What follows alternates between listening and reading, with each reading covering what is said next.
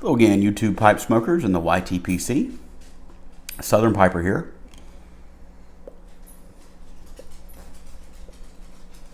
I want to take a quick opportunity to welcome my new subscribers. Today was a banner day for the Southern Piper. I think I picked up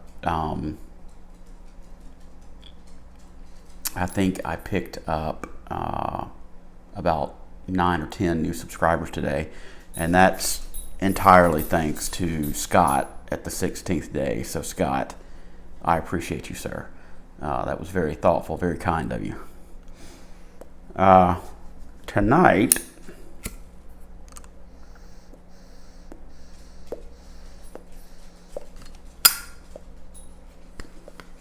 I am smoking in my Brigham. This is a little half-bent billiard, but it is in their, and I never can remember,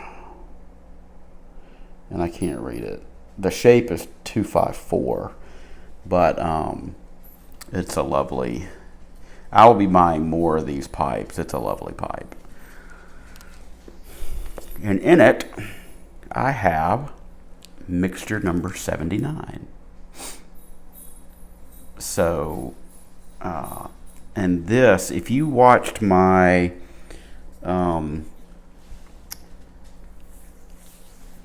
video a couple days ago where I did a first impression on Warhorse Green, and I said about the licorice note, it is in fact mixture 79 that has a very, very pronounced and strong licorice odor when you open it. So very, very strong tin note there of licorice.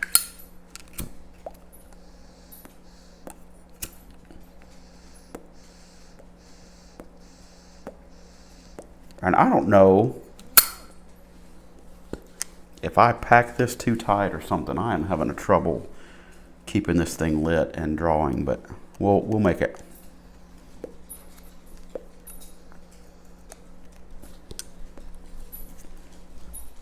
So I wanted to, I've been thinking about this for a while, and I wanted to do a video on the importance of hobbies.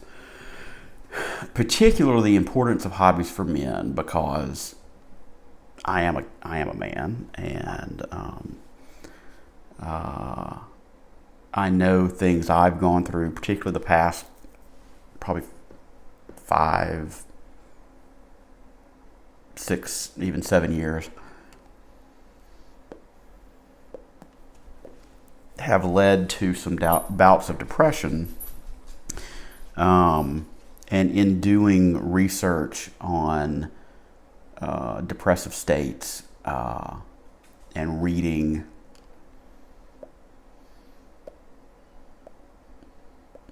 I came across a few on the importance of hobbies, and one of the recurring themes with the importance of hobbies is it helps ward off depression. But I'll talk more about that later. I am drinking Speyburn 10-year-old, which is one of my drinking scotches. Absolutely fantastic. Very light, very smooth, has a very nice fruity flavor to it. I love it. So,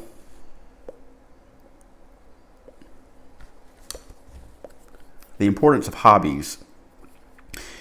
Now, this list is obviously in general. It does not have to be for the importance of hobbies for a man or the importance of hobbies for women. It's just the importance of hobbies in general. I, of course, will do it from a man's perspective, but obviously it applies across both genders.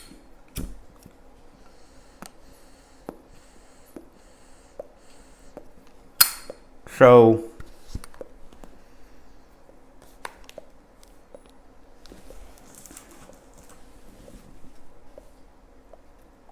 obviously, if you're a member of the YTPC, you have a hobby already. And so this isn't really going to be talking you into anything. but it's just a discussion on hobbies and the benefits.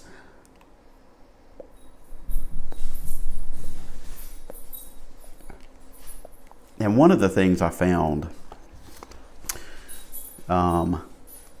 was from an article that just came out this year.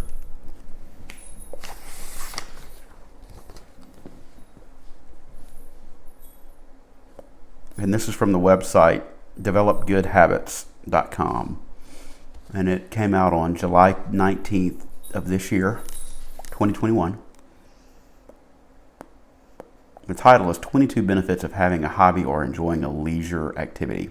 And one of the things early in the article that it says is spending time doing an enjoyable activity that is not attached to work or other commitments will help increase your happiness and satisfaction with life. And that is so true, because our work life,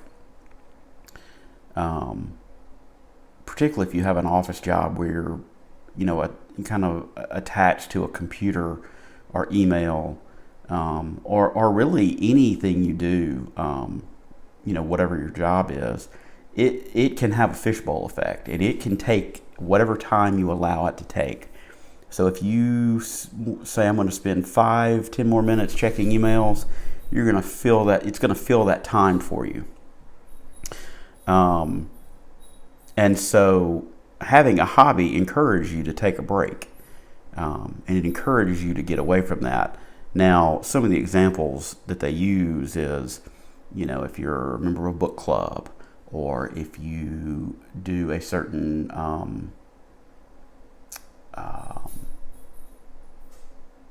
physical activity, like if you're a part of a bowling league, then you're going to focus on, well, I've got to be done at work by 6 o'clock so I can make it to the meeting or to the league.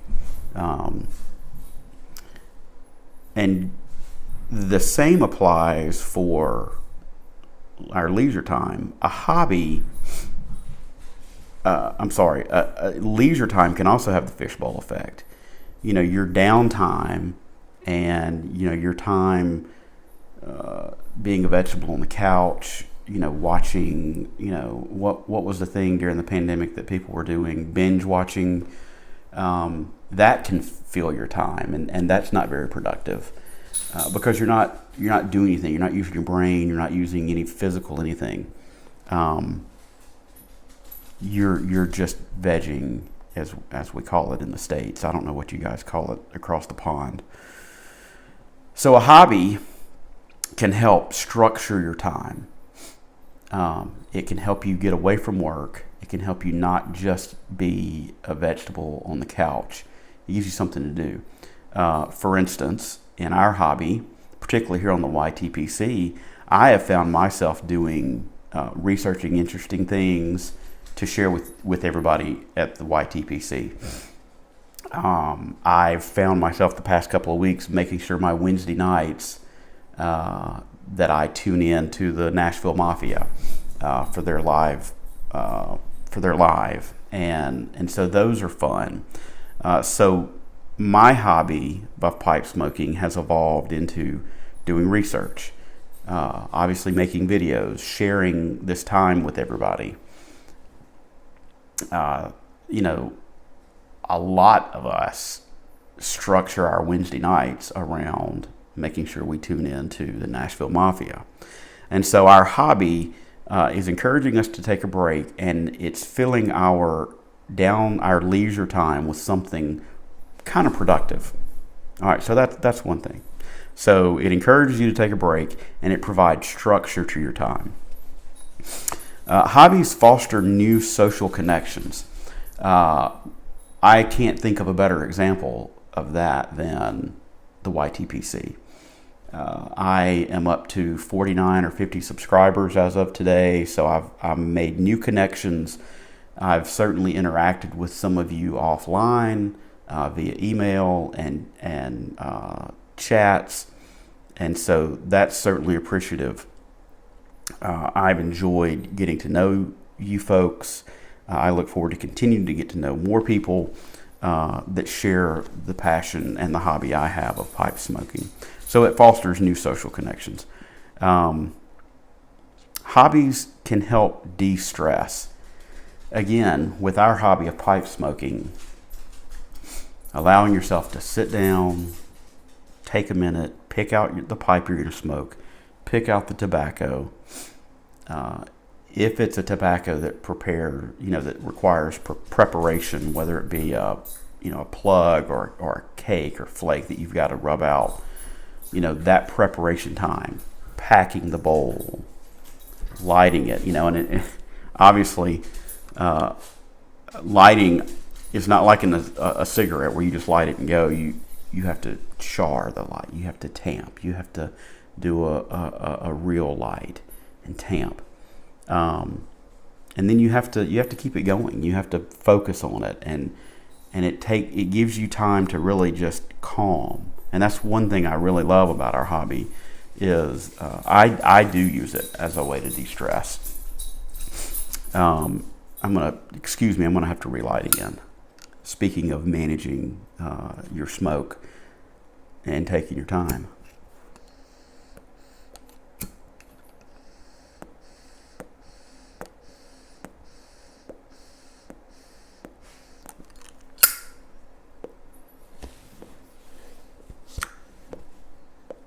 All right, the next item I have is hobbies make you more interesting. And that's particularly true with our hobby because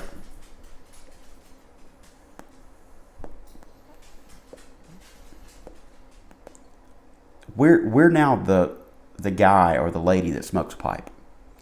And it is a pastime that has faded tremendously in society.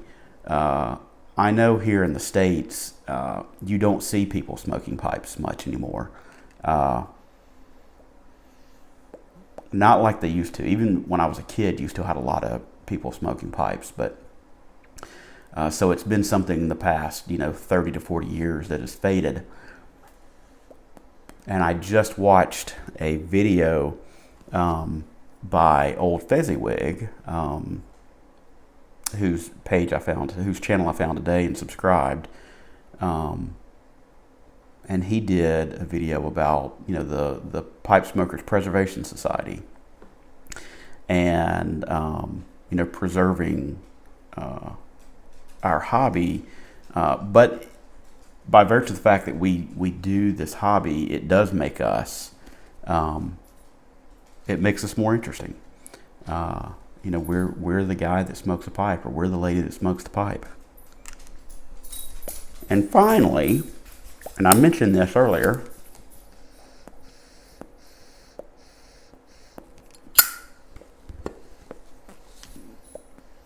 it helps ward off depression. So, several years ago, and I think I've mentioned this before,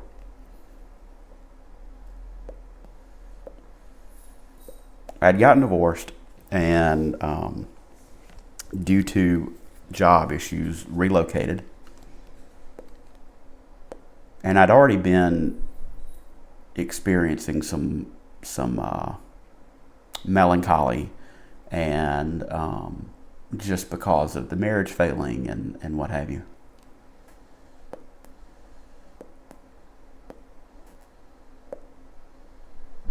So as I slipped into a depressive state, a friend of mine turned me on to a website called The Art of Manliness. And there were some articles there about battling depression. And there was one, and I believe the title of it is Taming the Black Dog. And the Black Dog is the name that Winston Churchill had for his depression. And I think it is synonymous with depression beyond Winston Churchill. And so as I read through these different articles, there was a link about hobbies. and how hobbies can help ward off depression. And it gives you something to focus on and do, and then, kind of go back up the list I've just given you. Your social interaction, so you have connections you can talk to and confide in and have conversations with to maybe get your mind off and help you move in a better direction. And so that's what it did for me. And another thing it did for me was it helped me realize that the hobbies I've had, both active and ones that I don't do as much, are perfectly normal, and they're perfectly healthy. And no one ever needs to tell you that they're not. Don't let anybody ever criticize your hobby. I have been a collector of things my entire life. And I should have brought props for the video, but I'm sitting here looking on the other side of the camera. I have a bookshelf, and I have tobacco jars full of matchboxes, from when they still gave those out at different restaurants and hotels and what have you, and establishments. And I picked that hobby up from my grandmother, who traveled a lot in her golden years, all over the world. And so I have matchbooks from all over the world that she collected, and that I wanted when she passed. And I've added to that until recently. About the only matchbooks you can find are, at a tobacco store, if they choose to offer those. Another thing is I collect cigar bands of the cigars I smoke. For years, I have collected pint-sized glasses for beer drinking. And so I've done collecting for a long time. In more recent years, and one of the things I had gotten into that helped get me through a depressive state was I got into brewing my own beer, and made a very good friend. I was living in Tennessee at the time, and we would get together on occasion, and we would brew beer. We would sample beers, small batch micro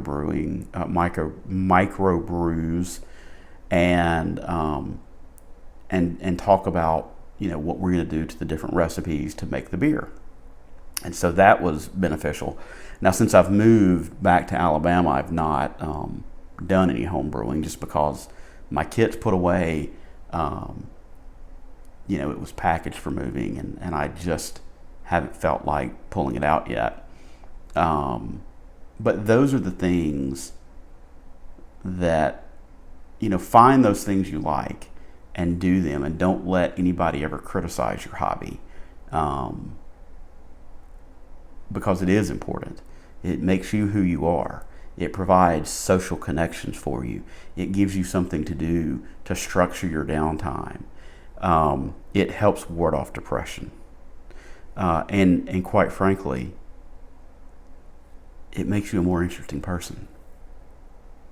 So I'm going to put some of these references in the description. Wait, before I forget. This is, and I'll find this and link it in the description, but I chose to print off all 73 pages of it, because I can do stupid things sometimes. But this is from The Art of Manliness, and it is a list of 75 hobbies for men. And it is an extremely interesting things they have in here, and they give a little bit of history behind each one about famous people who have done the hobby. So I'll definitely link that one in the description. But I know most of you don't need hobbies because you already have a hobby. But if you are looking for something else to fill your time, then I hope you can find something in the resource I'll provide. And if you've ever felt bad about any of your hobbies, please don't feel bad. As long as it's legal and moral and ethical, then you have nothing to worry about. But I hope this helps. This has gone longer than I anticipated, so I will go ahead and sign off.